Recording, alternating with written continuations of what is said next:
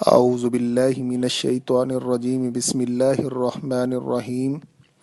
عظیم الشان محل حضرت ابن عباس رضی اللہ عنہ سے روایت ہے کہ حضور اکرم صلی اللہ علیہ وآلہ وسلم نے ارشاد فرمایا کہ بلا شبہ جنت ماہ رمضان کے لیے شروع سال سے آخر سال تک سجائی جاتی ہے۔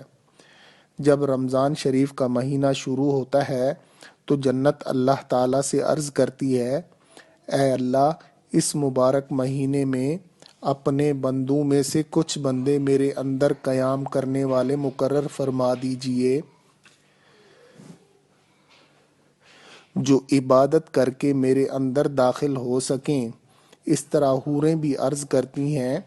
کہ اے خدائے ذوالجلال، اس بابرکت مہینے میں اپنے بندوں میں سے ہمارے واسطے کچھ خاوند مقرر فرما دیجئے۔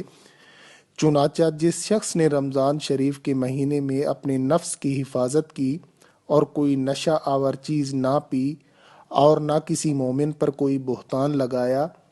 اور نہ کوئی گناہ کبیرہ کیا،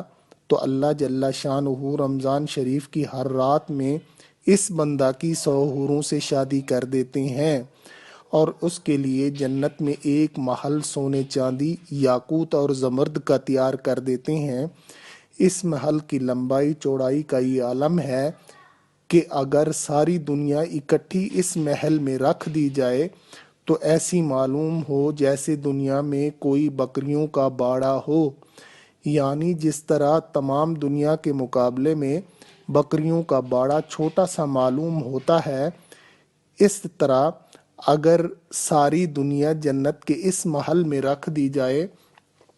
تو بکریوں کے باڑے کی طرح چھوٹی سی معلوم ہوگی۔ اور جس شخص نے اس مبارک مہینے میں کوئی نشہ والی چیز پی یا کسی مومن پر کوئی بہتان لگایا یا کوئی گناہ کبیرہ کیا تو اللہ تعالیٰ اس کے سال بھر کے نیک اعمال ختم کر دیں گے۔ لہٰذا رمضان شریف کے مہینے میں بے احتیاطی سے بچو، کیونکہ یہ اللہ تعالیٰ کا مہینہ ہے، اس میں حدود سے آگے نہ بڑھو۔ اللہ تعالیٰ نے تمہارے لیے 11 مہینے مقرر کیے ہیں جن میں طرح طرح کی نعمتیں استعمال کرتے ہو اور لذتیں حاصل کرتے ہو۔ رمضان کا مہینہ اللہ تعالیٰ نے اپنی عبادت کرنے کے لیے خاص فرما لیا ہے، لہٰذا رمضان شریف کے مہینہ میں بے احتیاطی سے گریز کرو اور جان و دل سے اطاعت کرو۔